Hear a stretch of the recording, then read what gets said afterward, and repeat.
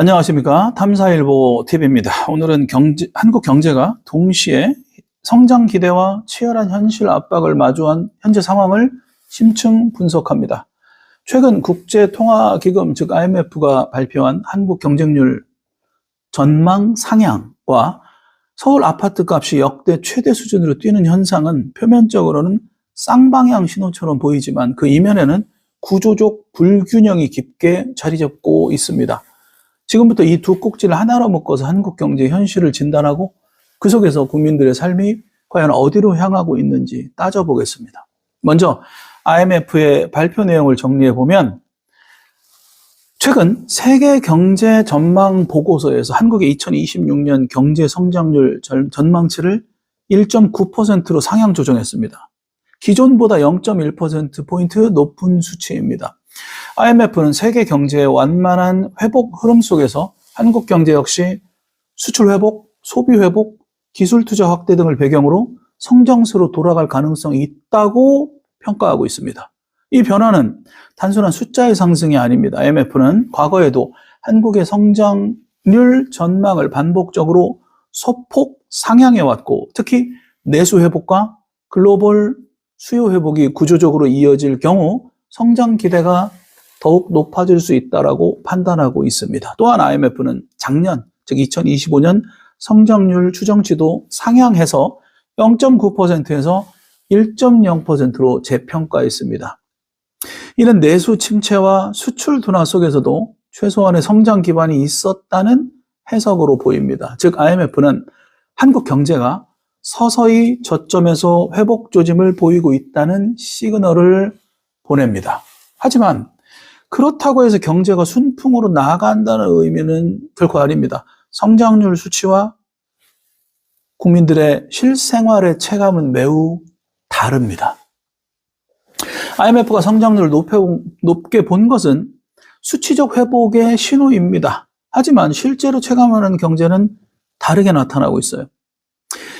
언론 보도들을 보면 청년 취준생들의 구직기간이 점점 더 길어지고 있고 주거비 부담이 커지고 있다는 현실이 연일 보도되고 있습니다. 취업시장이 정체되어 있고 청년층이 소위 긴 구직기간에 놓여 있으며 전월세, 월세 등의 주거비용이 매우 크게 늘고 있다라고 계속해서 보도되고 있어요. 하늘 높은 줄 모르는 월세 상승, 주거비 부담은 젊은 세대에게 경제 회복의 그림자가 아닌 생존의 현실로 다가오고 있습니다. 경제 성장률이 올라간다는 뉴스가 나와도 정작 그들의 삶의 질이 올라가는 체감은 없다라는 것입니다. 다음은 부동산 시장, 특히 서울 집값 상황을 보면 보도에 따르면 지난해 서울 아파트 매매 가격이 약 9% 가까운 급등률을 기록하면서 전년 4.7% 대비 2배 가까운 상승폭을 보였다고 합니다. 강남권과 마포, 용산, 성동, 즉 마용성 등 핵심 지역을 중심으로 대규모 상승이 이루어졌고 신고가 거래도 이어지고 있는 것으로 보도됐습니다.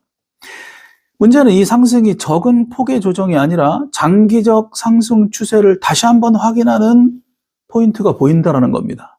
금리가 동결된 상태에서도 상승세가 지속되고 있다는 것은 단순한 금리 효과 이상의 구조적 수요가 존재함을 시사합니다. 즉 정부가 금리를 그대로 유지하든 조정하든 부동산 가격은 이미 상승 압력 속에 들어갔다라는 신호로 보입니다. 여기서 생각해 볼 건 경제 성장률이 올라간다는데 왜 오히려 집값은 더욱 뛰는가입니다. 성장률은 경제 전반의 생산량 확대를 의미합니다. 그런데 부동산은 자산시장, 금융시장, 심리적 기대감과 연결된 복합적인 영역입니다. 이건 성장률과는 전혀 다른 논리로 움직이고 있다라는 그림이 됩니다. 한국 경제가 IMF가 말한 것처럼 성장률 회복의 조짐을 보이려면 그 배경에는 분명 몇 가지 긍정적 신호가 있습니다. 첫 번째, 수출 기반의 회복. 한국은 반도체, 자동차, 전자제품 등 수출 품목을 통해 글로벌 수요에 연결되어 있습니다. 이런 구조적 기반이 성장률을 높이는 요인으로 자리매김하고 있어요. 두 번째, 내수 개선과 소비 재개입니다. 내수 소비가 오랫동안 침체되어 왔지만 최근 회복 신호가 보이고 있다고 IMF가 전망을 상향 조정한 배경입니다. 하지만 동시에 구조적 리스크도 분명히 존재합니다. 그 리스크의 첫 번째는 부채의 확대와 가계부채의 증가를 우려하고 있습니다.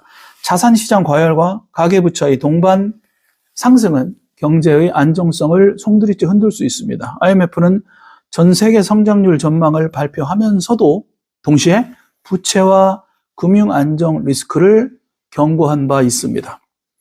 두 번째 구조적 리스크는 부동산 과열입니다. 집값 상승이 지속되면 금융 시스템과 가계 재무 구조에 부담을 줄 수밖에 없습니다. 금융기관의 건전성, 가계의 상환 능력, 대출 규제 등이 모두 긴장하게 됩니다.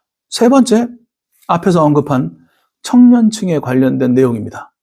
주거비 상승과 긴 구직 기간은 장기적인 생산성과 소비 회복을 강력하게 제약할 수 있는 요소가 됩니다. 즉 청년층의 압박, 빈곤입니다. 그럼 지금 우리 경제가 처한 상황을 하나의 그림으로 정리하면 이렇게 될 수가 있을 것 같아요. 외부기관, 즉 IMF는 성장률 회복을 점치고 있고 국내 일부 지표도 회복을 시사하고 있지만 부동산 시장은 과열 조짐을 보이고 있고 청년층과 가계는 생존 압박 속에 반대로 있다. 이건 간단한 문제가 아닙니다.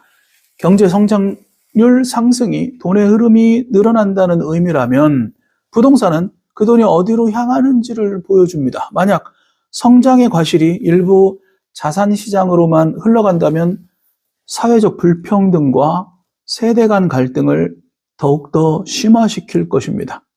따라서 중요한 질문은 바로 이겁니다.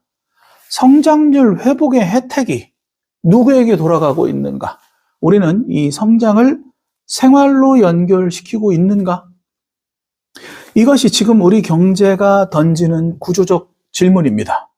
탐사일보 TV는 앞으로도 IMF 전망 변화, 가계부채 동향, 주택시장 흐름 등 국민의 삶에 직결되는 지표를 계속 추적하며 심층 보도하겠습니다. 시청해 주셔서 감사합니다.